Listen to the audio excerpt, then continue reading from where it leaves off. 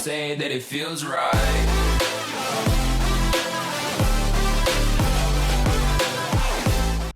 What's up, guys? It's the Blender, and today we are back in Baldur's Gate 3 with part 8, I believe it is, for our Oathbreaker Hexblade Paladin.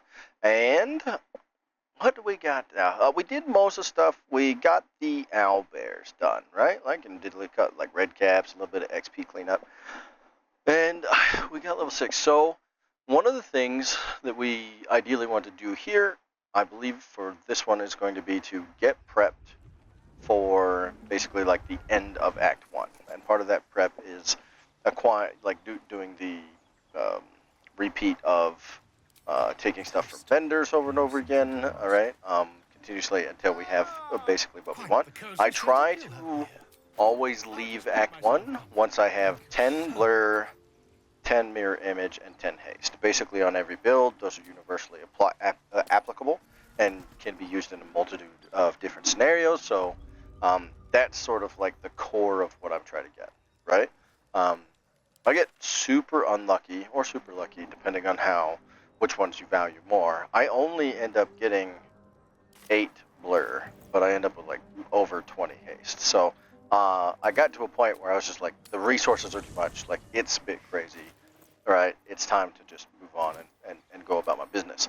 But I do this basically with every build. It takes an hour or two, maybe 3, right? I'm going to cut it out. You will not have to sit through 3 hours of me doing vendoring in any way, shape, or form. We do acquire hirelings to make it faster. We could continuously rotate our own character with respecs, and or you could do it with like long rests and stuff like that in order to refresh the vendor cycle, or cycle the stuff in the vendor. And you do it with long rest, with partial rest. You don't have to use any mats, right? So it's all entirely possible to be done slower. So what I do is I just get a hireling. In this case, too, I build the medicine or my alchemist, right? And then just let her sit. And then I also build a hunter, who I do use for defanging Voss, right, and getting the Astral Sword of Silver Plane or whatever it is from there. However, with the bear and the honey paws, I'll show you how to do that. However, I don't ever use the weapon, so it doesn't really matter. I never switched to two-handers in this setup. If you wanted to just trivialize, Act 1, Act 2, or something like that, you could do that earlier, right? Like maybe level 4 or 5 or something like that, right? Get the bear, have it honey paws off the big sword off of there, then go pick it up with or move it with the bear or something like that, and get it somewhere you can pick it up with your own character and just sort of run with it, right? Like, you then have a +3 greatsword, right, that does extra damage, I believe it is, with your Githyanki with a crazy, short rest ability. Like, it's a fantastic sword, and you put it on your character with Great Weapon Master and just go to town, right? You can really, really break the game with it. So, I don't do that. I don't use it. We're sticking to the sword and the shield and the spear. However, we are going to clean some stuff up. So here we cleaned out this trader, and we should be good to go to murder these guys. And with level, attack and extra attack, that makes it significantly easier on us, especially when we have a high AC.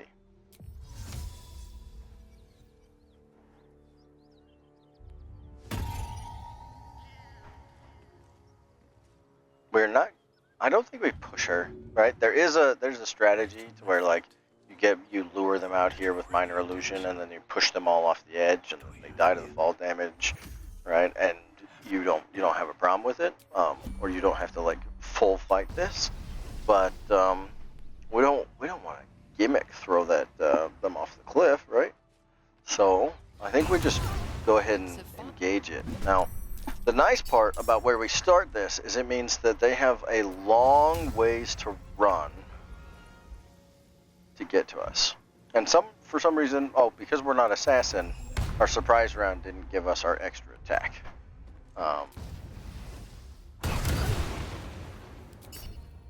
There we go. Go ahead and finish her off. And then we go upstairs. Now the reason we go upstairs is because the ranger girl, right? The ranged girl with the bow, she's gonna be able to get very, very close. She basically can get up to this door, but not past it. And because she does, right? Anders usually like runs underneath, and he also needs to do his, you know, spell cast and whatnot. But they basically separate, and there's no way Anders can get to us or get to her fast enough.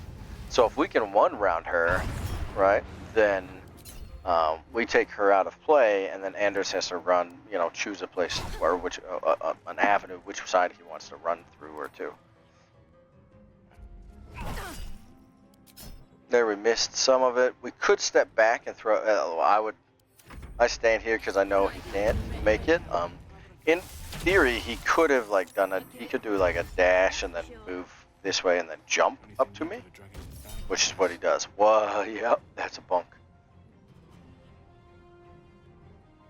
We should just not even think about this. He's last in the turn order. He's already used dash and jump. Like, smack him. I'm just so surprised there that he decided to make the jump.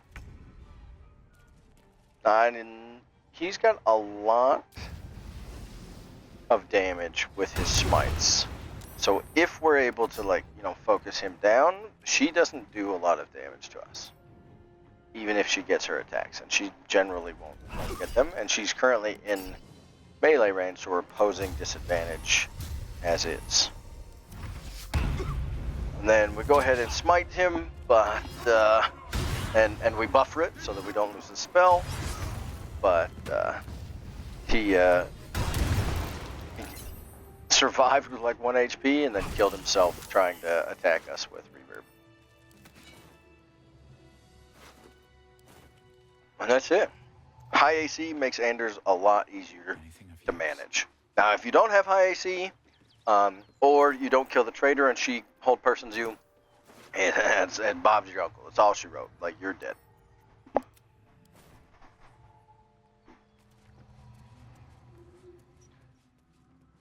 With that being said, we should be ready to go in downstairs. One thing to note, if you're on the upstairs and then you click the doorway to go downstairs, your character will climb to the edge and then drop down from the from the upper floor and drop down as if the hatch is solid. But because you hit interact on the hatch, it's no longer considered solid. So it's basically like you jump off the or walk off the rafters, drop down to a floor that is a false floor because you opened it, and continue to fall. I did it on one of my runs, and luckily it procced my relentless endurance. It immediately, like, I took 100 and some odd damage and fall damage. It killed me instantly, but because I was an orc, I was able to stand up and keep going.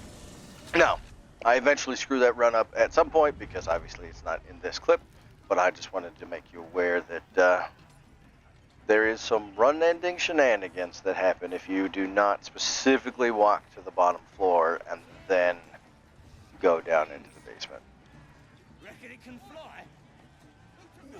Since our long rest happened between the owlbear and we let it live, we now have the owlbear auction here at Corla or whatever the name is.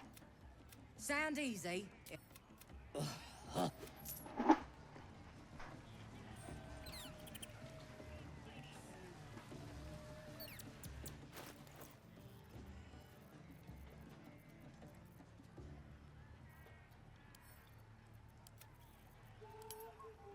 What are we doing here? Prepping? Oh, we're getting ready to talk to the owlbear. Now, if you pass the persuasion check with the owlbear, we have Speak with Animals up. If we press the persuasion check to get him to run the post, he just runs the post and we win. It's great. If not, which I think I don't here, I'm not willing to spend the inspiration. So, we're gonna just push him. No.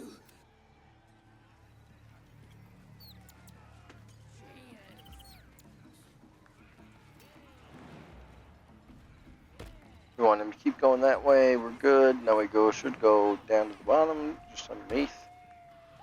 And he's gone. We're the best chicken chaser in the goblin camp. Now we have to talk to him after we win to offer him to go to our camp. But then we figure out that he's afraid of the goblins, and so then we have to talk to the goblins. Well, look here. A strange symbol glows, marked on their flesh. Now, I don't mind if you're not using the illicit powers. I don't know which option you would choose, right? But since I am using the illicit powers, she just automatically gives me all my money back, and then she will automatically move to giving me the owlbear when I tell her I'm taking it too. And then we know that we did that right because he comes up, gives us a smell, and takes off. With the owlbear saved, and Anders gone, we should be prepped and ready to do some vendoring.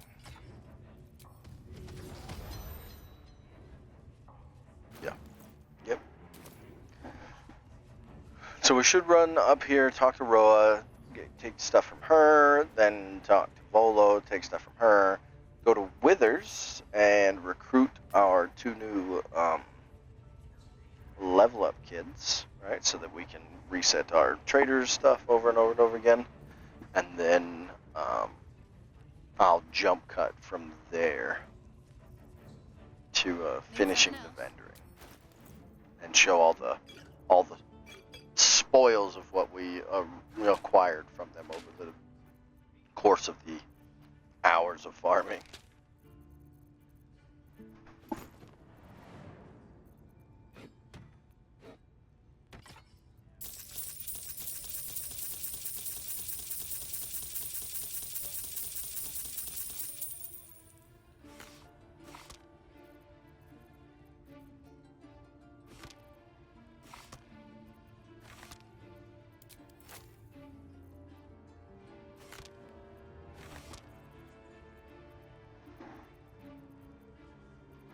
Arrows of transportation are good. Illuminators are good. Fire arrows are always good. Many targets are fantastic. Generic good items here and a couple scrolls. And nothing super crazy, unfortunately. But like I said, we basically do this. Like all gameplay ceases, and we just loop this for the next hour or 2 or 3. Pleasure. It's not a tactic it's only a tactic I do in like solo honor mode runs like this. Whereas like if I was playing with somebody, either I would do this offline, right, without progressing our story or something like that, or I would just, basically like camp the vendor every time one of us leveled up, right? Or something like that. So if you're in a party, I would never slow the party down and make them sit in a single act, saving level ups and doing a single level up at a time for, hours and hours on end over and over and over again until, I got the resources that I wanted. That'd be silly. But when it's just me, you betcha. Now this is the first bit where I sort of get to show off that my alchemist, right, is different than others. The first step is to take wizard, which is pretty cookie cutter standard, no big there. Max out the wisdom stat and make sure that you have medicine as a proficiency. Now you technically don't have to, because this particular character doesn't come online to start doing all its like quote-unquote perfect versions of crafting until level 8. But if you wanted to use it to craft things now, then you should absolutely be pretty intent on getting it properly set up. Here we go ahead and pick up transmutation. It allows us to do a DC 15 medicine check whenever we create a potion. If we pass that DC 15 medicine check, then we automatically get to move forward. Now, or we get a second one. Sorry, we get a second potion. Now, since we're only going to keep leveling that character for level ups, and getting it set up, I'll explain the rest of it. So the next 4 levels are actually in Bard. And the reason we go to Bard is because Lore Bard gets extra proficiencies, and it gets access to, or it gets expertise, 2 of them, right? One of which we will put in medicine, so we've got expertise there. And then it also gets access on its level 2 spells, so at level 3, it gets access to enhance ability. So Bard, or Lore Bard, is able to acquire enhance ability, proficiency, and expertise for medicine, so you don't need the levels in Cleric. Most builds are like you need to have 2 in more, you have to have 2 in Wizard, right? Or at least for the Alchemist, you have to have 2 in Wizard, then you have to get, a couple, like 4 in Cleric, right, or 3 in Cleric in order to get access to enhance ability, and then you have to get 4 in some other class, right? In order, or 4 in Rogue to get expertise for your medicine check, and then now you're, 3 levels Cleric, 4 levels there, 4 there. Now you're level 8, but you've done this like hodgepodge thing to get him there. If you just, you're level 10 in order to get him online to be able to do that, because you got the 2 levels of Wizard. So 9, 10, whatever that is. And so like, if you just ignore that entirely, go right for Wizard, get the 2 levels, pick up Lore Bard. At level 5, you have expertise, you have proficiency, and you have Owl's Wisdom available to you, and somebody else can cast guidance on you. You already have everything you need besides the increases of proficiency from level and the extra +1 that you'll get from having a 20 level wisdom. Already. Like, you're gonna pass most of these DC 15 medicine checks anyway, right? So I would do it that way. At level 5, it's online. At level 6, it gets its first ability score, so it's gonna have a +4 on its wisdom, so it's gonna be even closer to her. And then at level 8, you've got 2 classes maxed out, or not maxed out, but both at level 4. You have Bard at level 4, and you have Wizard at level 4. They're both full casters, so you have full access to spell slots, right? And now you have free reign around what you want, right? You could take 4 levels of Rogue, like I do, so that it can pickpocket Withers by itself. It doesn't need my character to go pickpocket Withers. It's possible that you choose a different route and go, instead of 4 Rogue, you go with something else. You go with 4 Cleric, or you go for maybe Sorcerer, or maybe you actually want to play the character and continue with the Transmutation Wizard. Whatever you decide to do is up to you, but you can have this entirely online by 5, and with all the base fundamentals that you need, right? And then by 8, you're basically guaranteed to never miss. Keep it together. So that's the way you properly build the alchemy character, if you ask me. And then, so this is another level for her.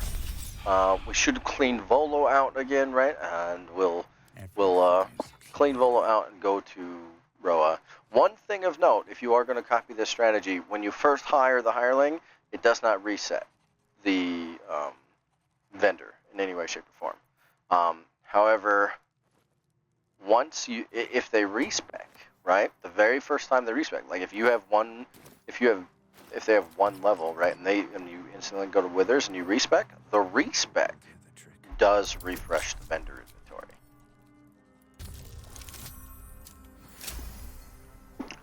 Here we should be doing some management, like inventory management. If you saw the camp supplies, they're a bit crazy. We got like 180 something health potions and a whole bunch of other stuff. Like I said earlier, I only managed to get 8 blurs, but subsequently it ended up with like 24 or 26 haste scrolls, which is nuts. So we go ahead and put the excesses in the old stash, and we sit at a nice comfortable 20, and we know we can use them liberally however we need to, or whenever we need to. We don't do a lot of concentrating on haste because we prefer to use a haste potion for the +2 and add that on top of our Shield of Faith, which we'd like to concentrate on, and then add in any other bonuses that we have from there. And because then we get +4 to whatever our AC is. So that's how we like to do it, but there are scenarios, especially in Act 3, where running a haste spell on yourself is significantly more damage and a better function. Now, we get caught, apparently, for whatever reason. They get mad about us hitting the bowl, and like with our arrow, even though it was darkness arrow, didn't do any damage. These things mad, so we fail this. It's time to have a fight, and I forget that I have these guys with me. So I'm now like freaking out. Like, I've got to get rid of these people. They can't do damage or help kill the run in any way, shape, or form. I dash them and try to get them out towards the bridge as fast as possible. And then after I've made sure to use up all of their potential movement, I remember that I had just done a whole bunch of inventory stuff, and I have invisibility potions in my bag, and that they can just go invisible. So instead of waiting a turn and letting things be what they are, right, and just sort of like resetting it, I tried to salvage it with giving them invisible potions, but they had to drink it and disappear and then run the other way. And that didn't happen. Come on, concentrate. So instead, what we choose is to go out to this bridge, and we'll sort of like keep ourselves in the mix, right? We also have our thievery gear on. We still have guidance neck on.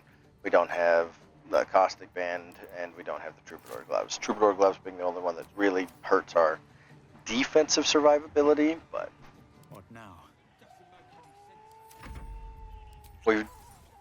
we don't realize this for a little bit. We'll end up getting trucked. We'll get surrounded, and a number of hits actually hit us when they, generally outside wouldn't normally.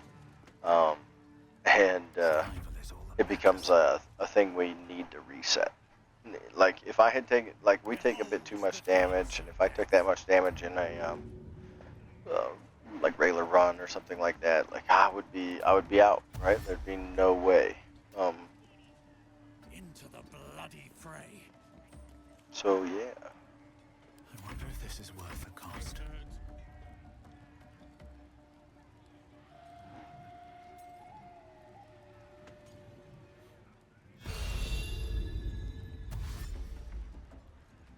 These gobos trying their best. I believe one of them will eventually see me, but not the other guy.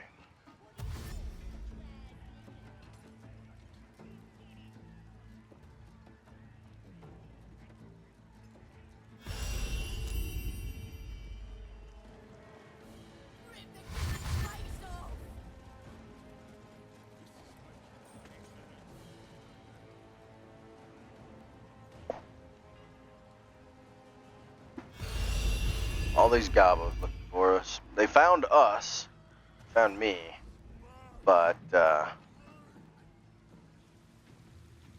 not my little buddy here, not Shovel. And they didn't find Brenda Brightsong or the Hunter guy, so we can technically use their turns to get them heck out of there, and then my own character, right, is now back up against the wall.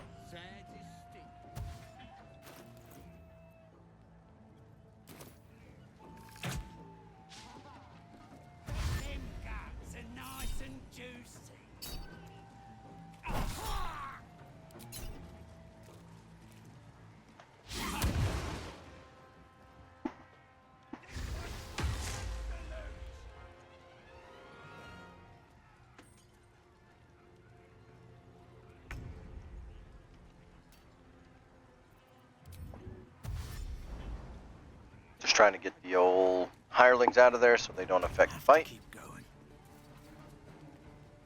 Nothing important is ever easy.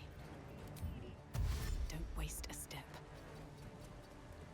Blood comes easy these days. And then at this point I'm like, okay, I'll go ahead and fight this. No big. I'll fight them. We'll move forward. Right. The hirelings haven't helped at all, so no problem.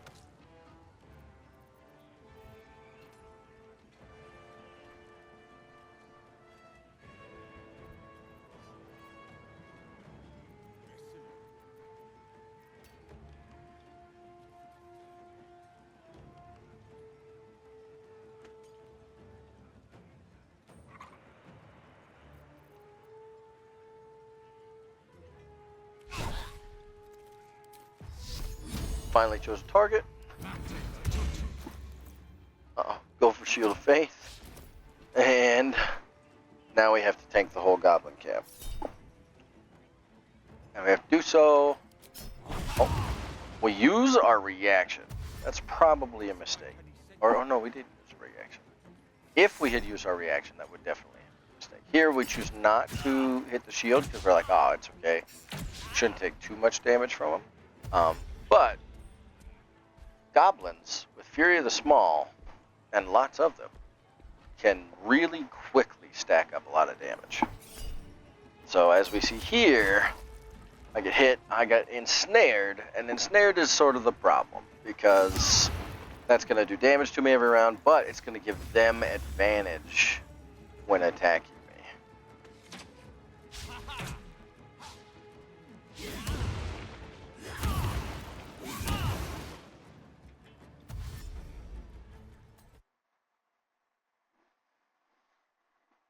Now, given my health bar that I have just taken plenty, I'm sort of looking at like what threats there are and like, can I get the heck out of here? Now, I don't want to do it without my boss here. I wonder if this is worth the cost. Right, I want to get these hirelings out here, but the big man, the boss man, right, the actual Hexblade. I don't want to get him out. Well, like. I don't want to leave him surrounded to get absolutely plastered. And I need to adjust my gear, give myself more AC, and preferably like start this off with a surprise round. So, similar to like what you would do if I didn't have the hirelings, right? If I'd gotten surrounded like this and trucked, right? I would disappear, reset the fight anyway. The only difference here, I guess you could say, is that the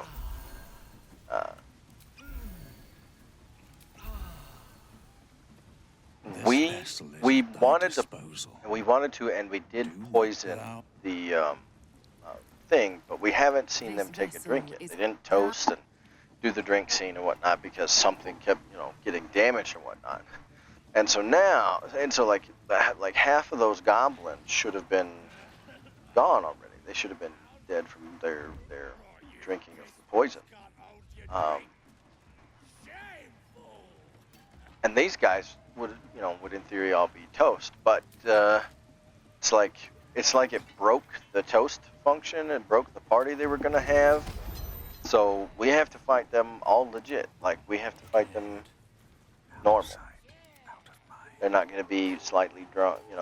They're probably all slightly drunk, but they're not gonna be messed up with the poison.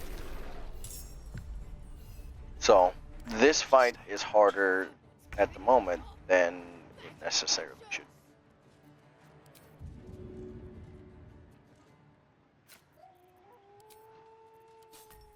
I need a little extra edge. No time for mercy. We go ahead and enter the combat. And now this isn't too bad. Like I said, it is the whole goblin part, right? But they're not crazy.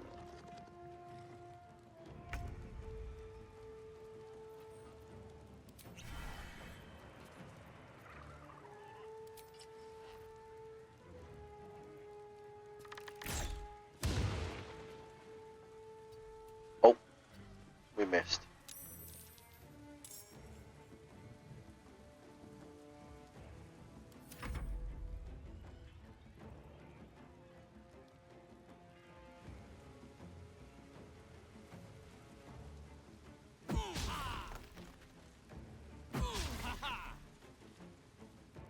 This time they missed. Woo. Get Shovel out so that we can keep him for as long as possible.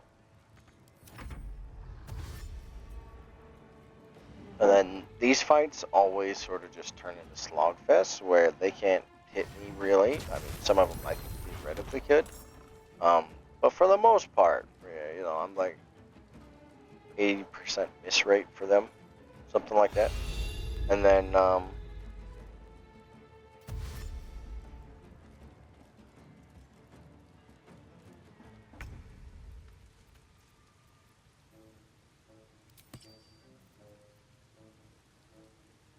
there we go. Yeah. We forgot the Crusher. We forgot to kill Crusher when we killed the bugbears and whatnot upstairs. We should have when we killed all the Sprites or sleeping Gobos, two bugbears up on the top. We should have come down and popped Crusher while he was still taking a pee on the, off the bridge. But we didn't, so we get to add him to the mix as well.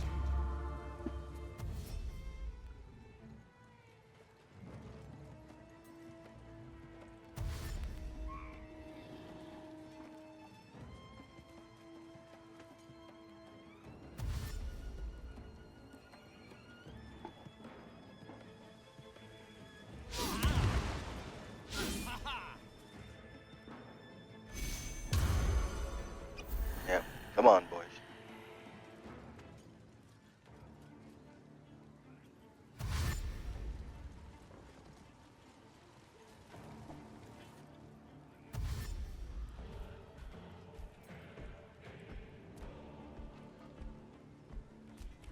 Why, hello, troll.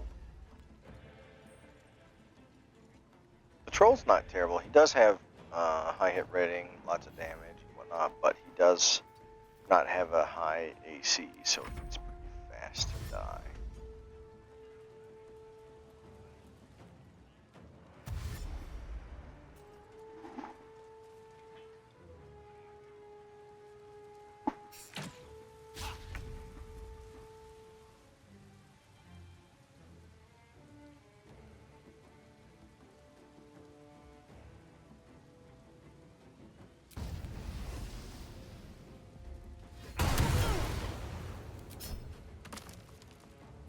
Gotcha.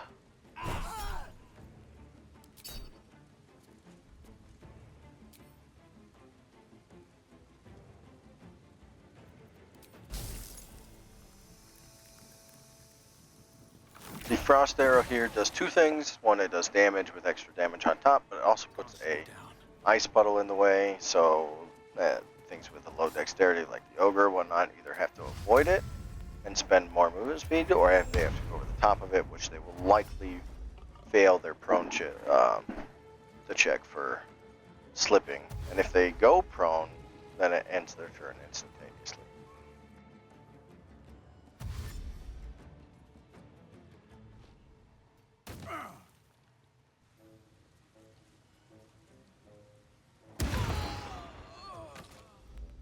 Finally, he drops.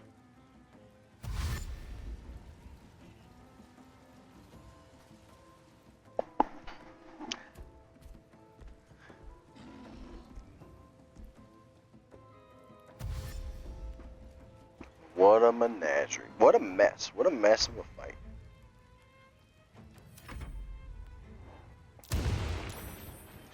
The way this was supposed to go is we were supposed to, one, the, you know, Hirelings should have been in camp already. But two, we were just supposed to put like a darkness arrow that covered the boiling brew pot, and then just adjust it to, or add the wyvern poison and then you jump as far as you can and get out of the way. If you get into the dialogue, you just sort of like escape the dialogue without a fight, if at all possible, right? Get back to this bridge. Crusher should already be dead, and then they take a bunch of poison, and half of them fall dead, half of them are poisoned, and then we engage the poisoned group for our initial fight, and we can just mop up basically the other half, and then just deal with the bugbear, the troll, and onesie twosies for the rest of the time frame. But by somehow screwing up the poison the gobos function, we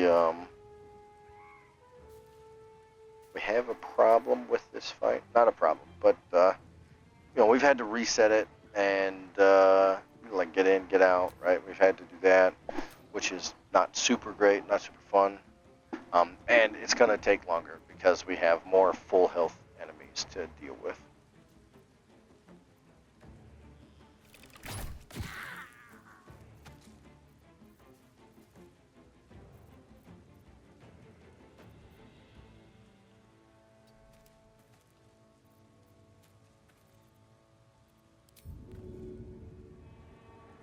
A good opportunity.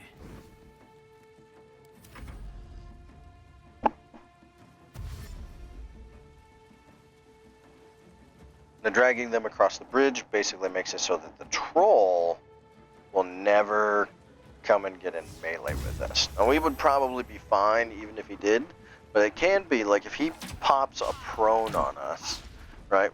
When the other guys got us, ensnared and they had advantage, right? They nearly killed us in that round.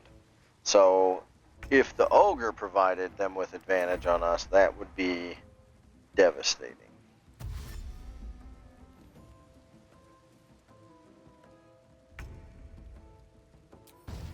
Think you can take me on?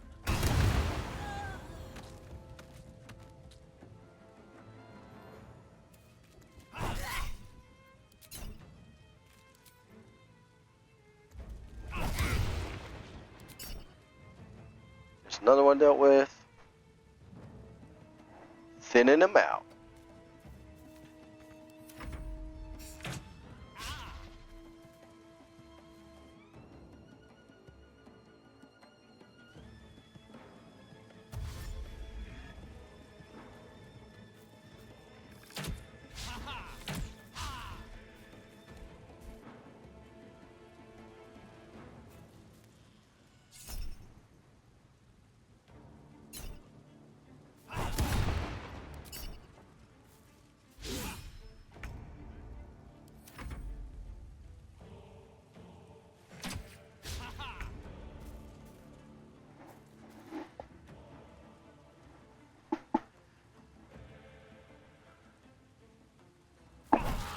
Go ahead and take care of that with a regular attack instead of a booming blade, so we have booming blade for the next one.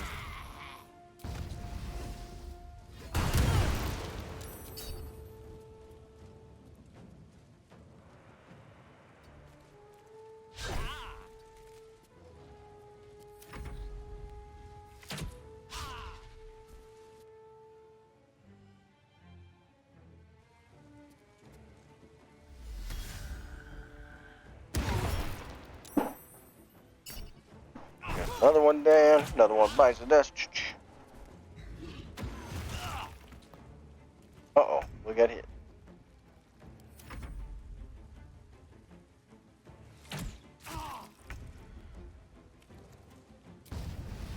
I'll strike you down.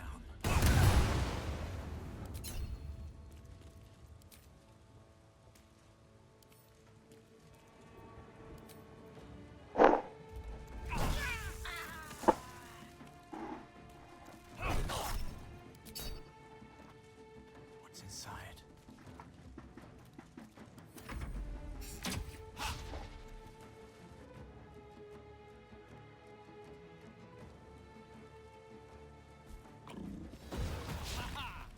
I wish that warlock would just walk down and come get in the fight, but whatever.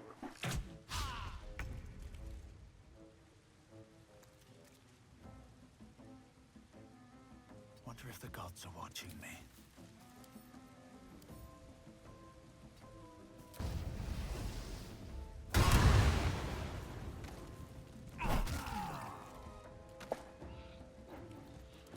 another one.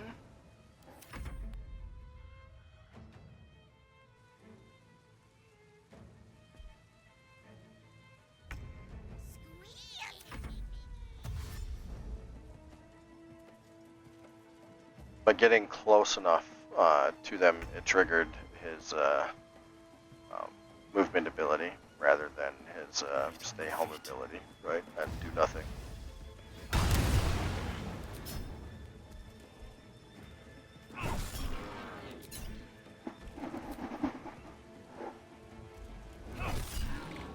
Lump gets a piece of our mind and our stick. Oh, that's not Lump. The troll, the goblin troll.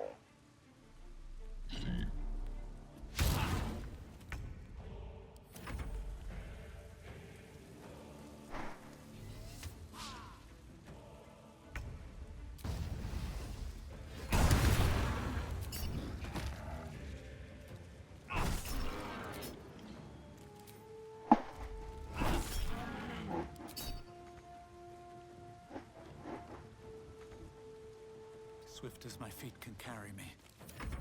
Doing a pretty good job thinning them out. Just a couple left to go.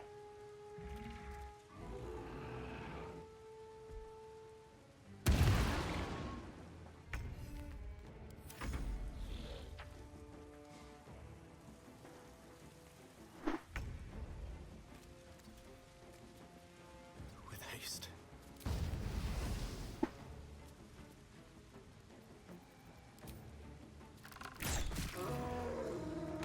Didn't have the movement speed to get to him, but we had that one.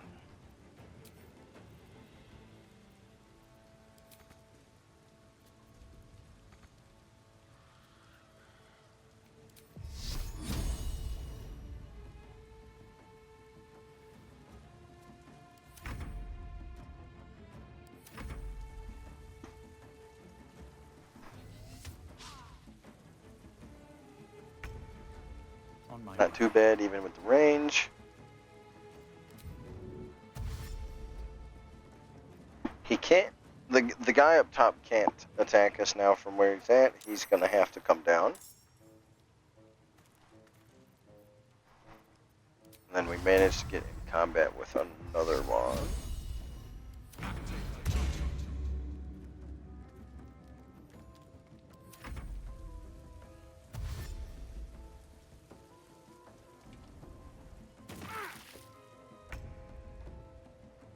There we go. There's another one down, and now it's time to just clean it up. Find him on the minimap, and then go take care of him.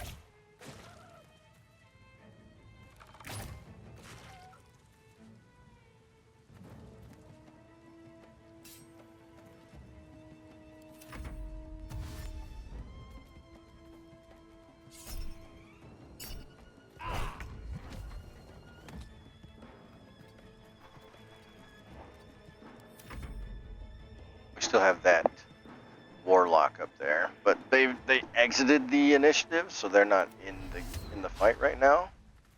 This guy tries to shoot us, and that doesn't work out for him. Ours is bigger and meaner and better. Best be on my way.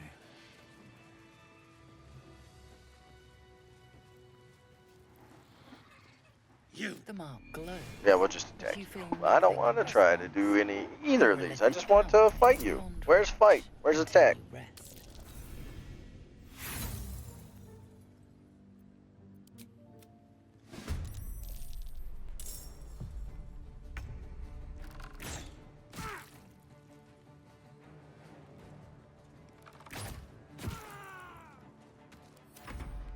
There's another one down, but another one in the fight.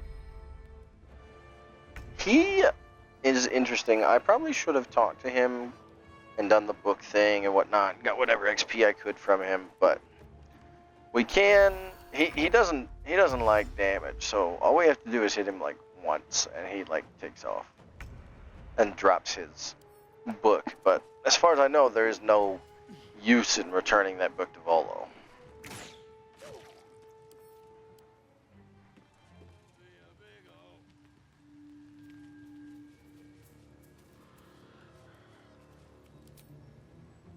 And that should be the total completion of the outside of the goblin camp.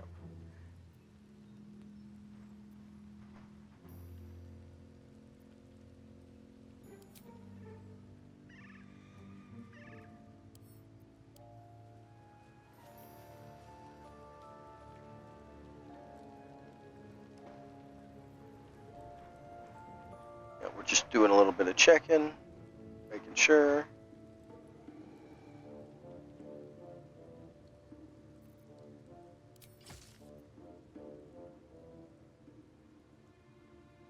This is me grabbing that book. Like I said, I grabbed this book and then go talk to Volo and try to give it to him. I even sold it to him and he doesn't care. So I don't know if it has something to do with it and I missed an earlier trigger in order to hand it back to him or something like that. I don't know. But as it stands, if you went exactly like this, right, and you didn't talk to that guy before you shot him, the book he drops is not useful to us.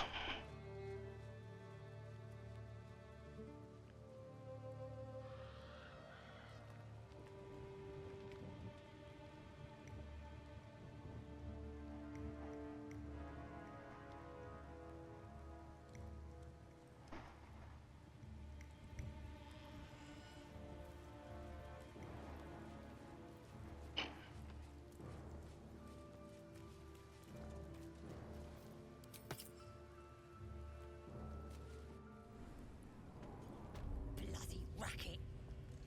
And now these guys, because we have the hell am I doing? Why am I going back out? Oh, I forgot to get this guy. Things must happen in order. It must happen in sequence, even though I forget the sequence all the time. I'm talented. Yoink.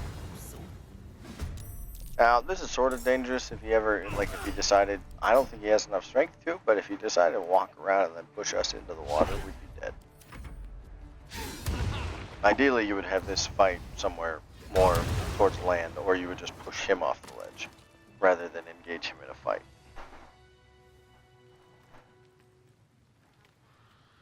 And now we're ready to go inside. Inside, we already did the dialogue options in order to pass through the camp. Because we did that, we got all the XP that they're basically going to give. So, we don't have to be nice, we don't have to be, you know, like there's no like conversation we have to do to trigger it. We do want to close the door so they don't run back through it. And then we do want to kill this ward drums. But we'll do an initiation of stealth from shovel like we normally would, like we normally do. And then I think we screwed up our ability to sneak there. So we're just gonna send it and be like, we'll do it while we're standing up. Oh well.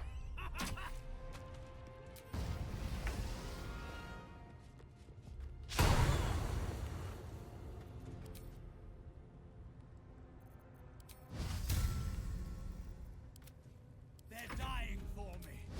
All of them. No war drum, no escape, no XP. But when we are fighting the middle section, if we needed, to whatever reason, run, similar to the way we had to run with the outside goblin fight, if we had to run, we want to be able to do so as quickly as possible, right? And if we were running outside, taking off to go out here, and these guys were in this hallway, right, and they like flagged into combat mode, we would have effectively a surrounded set like we did with the outside goblin camp, and could potentially lose our life. So no thanks. We'll just bank on or err on the side of caution and murder these guys right away.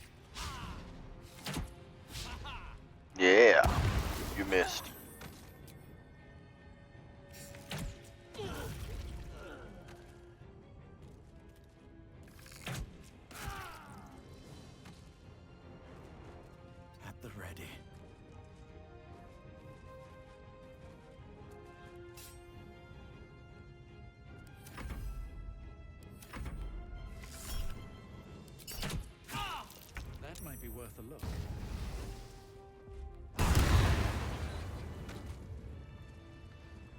There. Now our escape route is clear.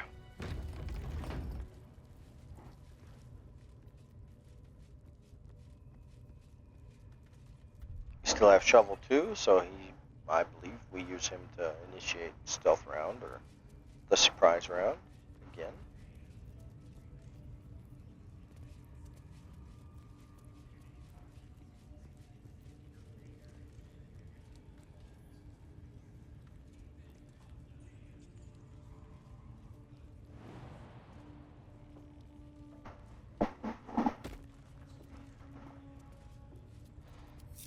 Here we get the high ground. I believe we can technically reach. What we're going to do here is get into surprise round, or get into, yeah, surprise stack. And then we want to shoot the spot where the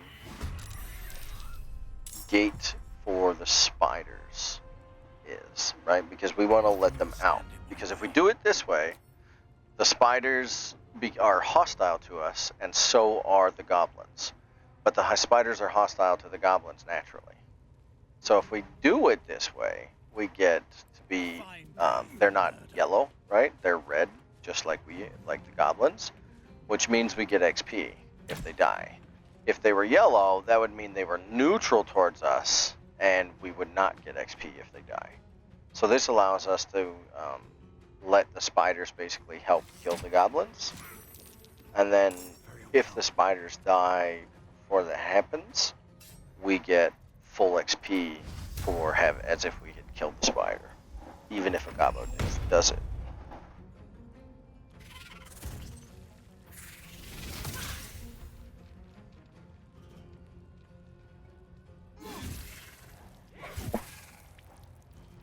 There we go. Spider action. Kill him. Doing damage. There is a speech thing you can do with the spiders. I guess you can also sort of like, what is it? Recruit them to help you with draw Ragslin. However, if you do and they jump up there, apparently he can take control of one of them. And that makes it a bit rougher. So like I wouldn't do that.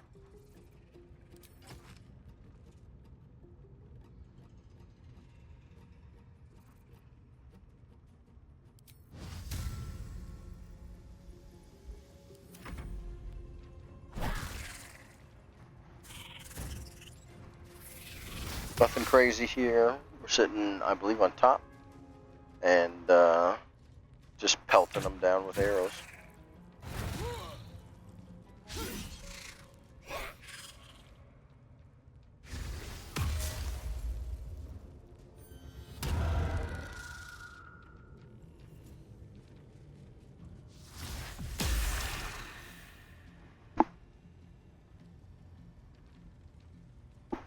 Go ahead. Go ahead. Run up to us.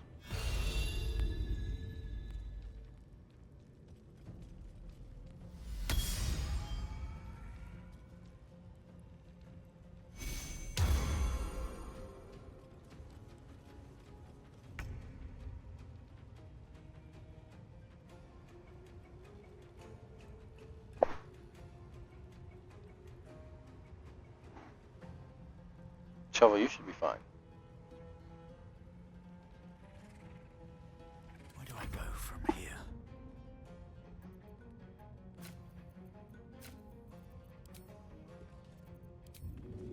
We just keep raining down arrows until this whole fight's over. Or until they come up to us, at which point we can This will hurt. kill them outright or just push them off the edge. Try me.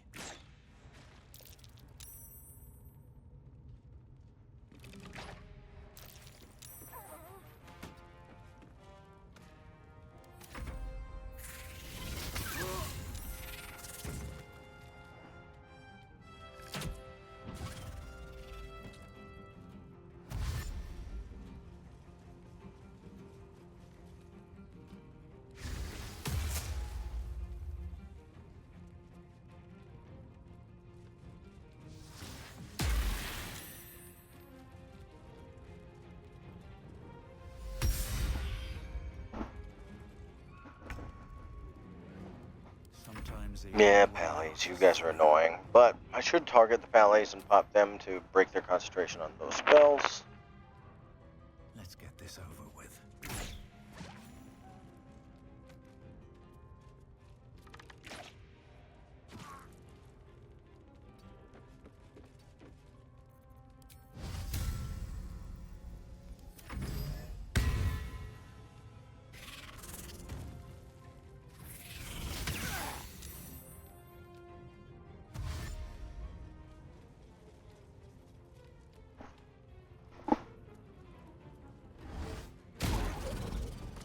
Yep, you missed.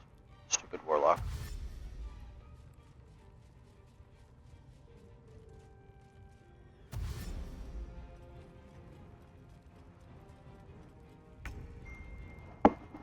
Still on my feet.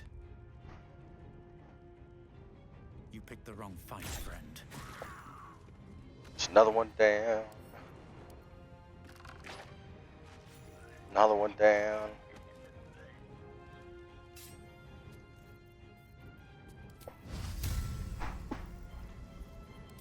Yeah, we should put this, I think, on the melee weapon. Yeah, because we assume, since they're all targeting us, I assume one of them is eventually going to be able to make that distance and get up the ladder. And when they do, they should enter our range and get bumped.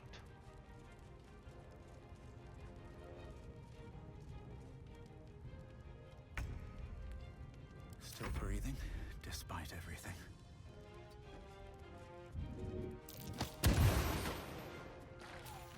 There we go. Time for mercy. One. Get him again. There's two. Now it's just mano-y-mano, bud.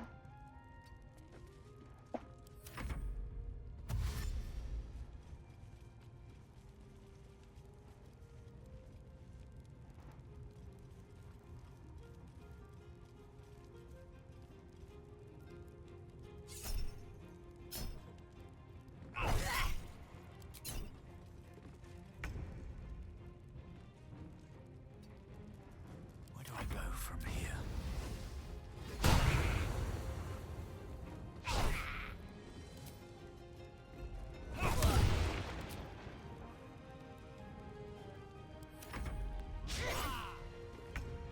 Come on. Can't stay idle.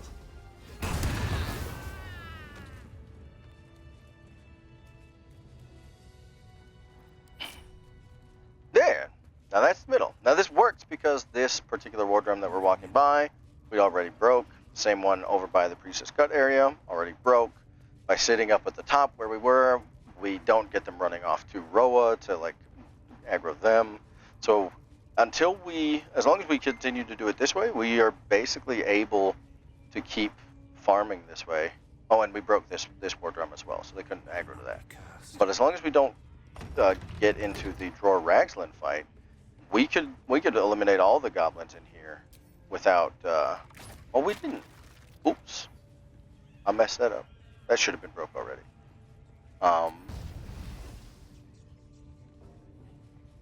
Yeah. Softer than a whisper.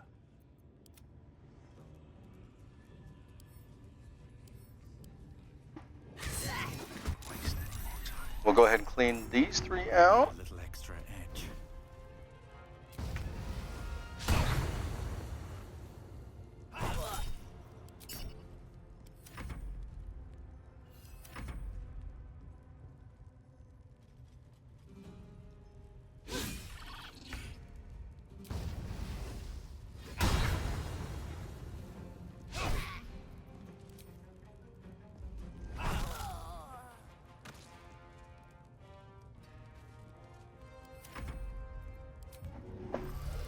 There's one down. This is all pretty standard, easy peasy stuff. They can't really hit me. He darkness me to blind me, but makes it so that he can't shoot into me anyway. Like, he can't do anything into the darkness cloud, so he just gave me like free cover. He puts disadvantage on me, but also disadvantage on the other guy, so those are straight rolls. And I can technically just run by him. I get out and sort of like get advantage anyway. Yeah, that wasn't necessarily like super necessary. If I hit this and he dies, then good. If not, then I should run back. Yeah, so he can't push me. I'm pretty safe not getting a super amount of distance on him because he's a dexterity character, with him being an archer and all. And then we get another 3 attacks to go ahead and finish him off. You can talk to this guy, but we got the brand for the easy conversation with Gek and whatnot. So we just, rather than listen to him and his hate, we just send him to the void. Can't slow down.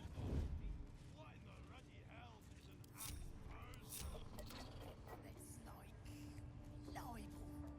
As in, I'm liable to smash your face. We do similar, start with shovel to initiate surprise, and then just nuke these guys out as well.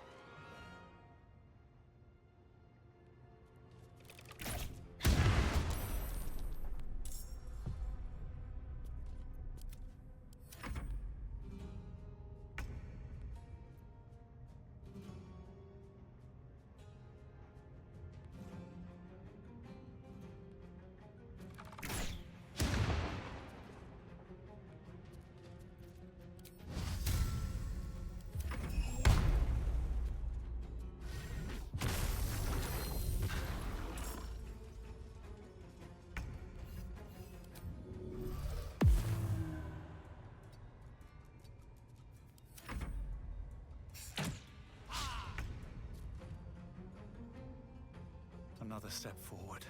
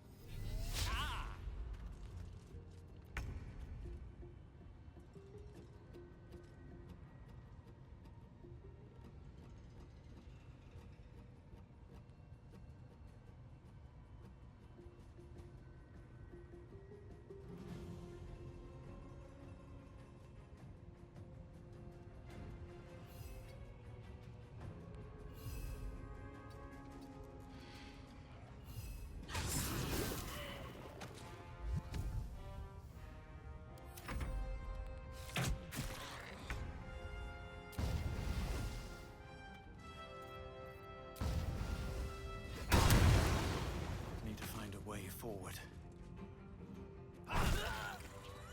And there we go. 3 more for the block.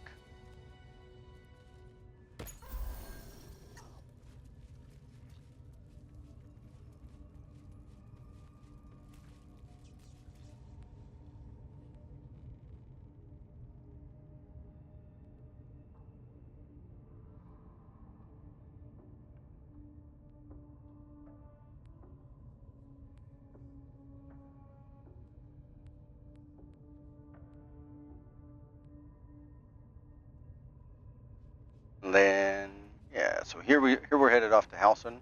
We want to free Halson, right? We can do that before we can get these 3 guys killed. There is sort of, and I think I remember late, there is sort of like a bug where, like, if you're fighting these guys and you're in combat with these guys, the void eye on the other side can aggro. And then we want to make sure that we don't have that like that sort of problem. So I think instead of killing the eye right away, I just start the fight and try to like forcibly make sure that they go the way I want them to when they run.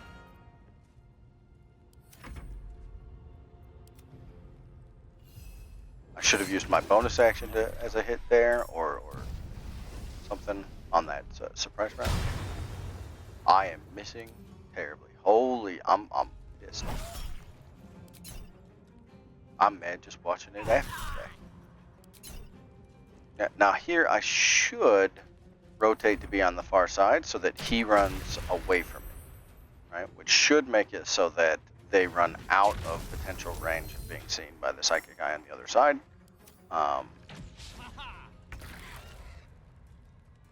And then I gotta try to get Shovel out of the fire. The burn will pull him back out of stealth, but this should at least save him for the round.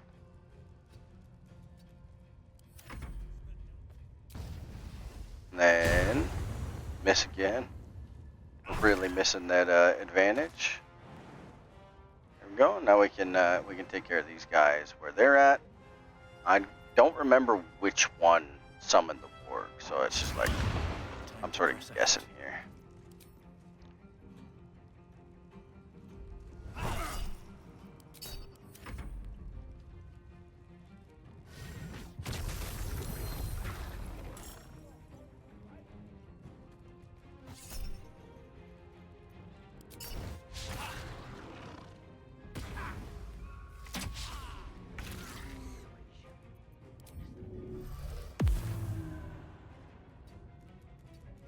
Another fight.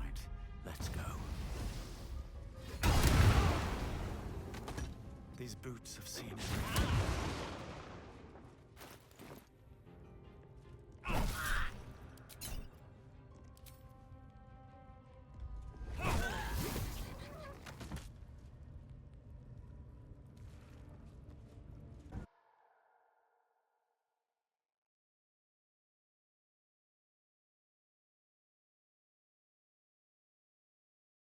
All right. So that should be the entirety of that one. And then we should free Halson next, and then I think we finish out the rest of the Goblin Camp in the next episode. So if you enjoyed the content, or if it was informative, or both, then I hope to see you in the next one.